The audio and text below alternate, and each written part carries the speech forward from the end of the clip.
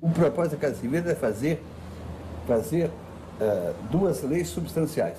Uma lei agrária que desse acesso à terra a milhões de camponeses e uma lei de controle do capital estrangeiro. A figura que concentra essa batalha de uma forma mais impulsiva, com enorme entusiasmo, foi o deputado Sérgio Magalhães. Uma figura de bem, uma figura nobre, uma figura comprometida com a causa social. Esta lei que estabelecia os limites das remessas de lucros eram regras universais. A lei declarava que o capital estrangeiro tem dois componentes bem diferenciados. O capital que um dia entrou aqui, como divisas, como máquinas, como empréstimo, isso se respeitava totalmente o capital estrangeiro. O capital estrangeiro tem um outro componente, que é o capital nacional pertencente ao estrangeiro. Na medida em que ele crescendo aqui, em cruzeiro, tem o direito de retorno ou de mandar capital em dólar para fora, a economia nacional está condenada à debilidade e não pode funcionar nunca. Foi uma reivindicação candente de muitos anos e que, por fim, o Congresso assumiu que tinha que fazer. Essa lei que as multinacionais, o governo norte-americano se opuseram totalmente, ela não podia jamais ser questionada no Tribunal de Haia, em qualquer lugar, porque simplesmente ela não tomava o capital estrangeiro, ela dava o capital estrangeiro às condições do capital nacional. Este projeto, que se transforma em lei, é um dos momentos altos daquele período e um dos momentos que cria realmente um antagonismo frontal com as empresas americanas. Mexia com os grandes capitais. Jango começou a incomodar. Passou na Câmara de Deputados e passou no Senado. Foi regulamentado pelo Cavalho Pinto, que não é nenhum comunista. Era uma perspectiva. Aquela lei, disse o Caio Prado, se ela aplicada, teria dado independência. E foi aquela lei que fez o Lyndon Johnson nos derrubar. Ele disse muito bem, o povo de quem foi escravo não será mais escravo de ninguém. Ele disse muito bem, o povo de quem foi escravo não será mais escravo de ninguém. Eu me engajei, quando garoto, na campanha do petróleo. E eu e um amigo meu, nós fomos à São dos Reis tentando que o Dr. Getúlio falasse alguma coisa sobre a campanha do petróleo.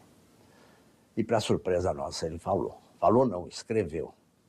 País que aliena seu petróleo, aliena também a sua liberdade. A Petrobras, os americanos não queriam nem ouvir falar nisso. Basta dizer que o Monteiro Lobato foi preso por subversão, por dizer que havia petróleo no Brasil. O doutor Assis Chateaubriand, em toda a sua cadeia, publicou um editorial, O Sexo dos Anjos.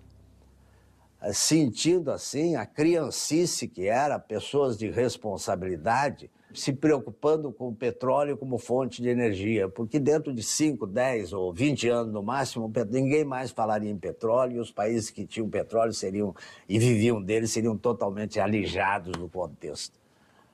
Tinha alguma coisa por trás disso, né? Você já imaginou se nós continuássemos não tendo petróleo? A ânsia de que os Estados Unidos manifestavam, por si próprio e pelos seus sequazes aqui, para a quebra do monopólio estatal do petróleo, de tal maneira era profunda que dividiu politicamente o país desde 1950 até o golpe.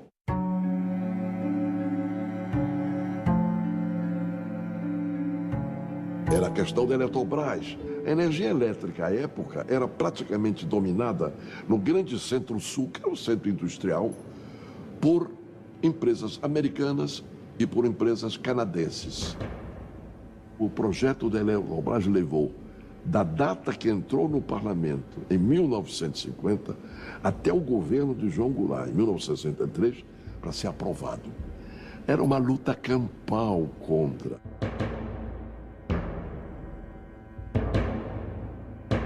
E o Darcy tentando harmonizar essas questões todas, porque era um leque amplo, era educação, reforma agrária, remessa de lucros, a legislação trabalhista. Realmente o Brasil começou a tomar consciência. No Brasil, toda a nossa experiência é de quando um governo se instala e começa a produzir transformações nas relações sociais e econômicas, esse governo entra em conflito com interesses de uma elite que nunca foi preparada para o desenvolvimento comum e grandioso do Brasil.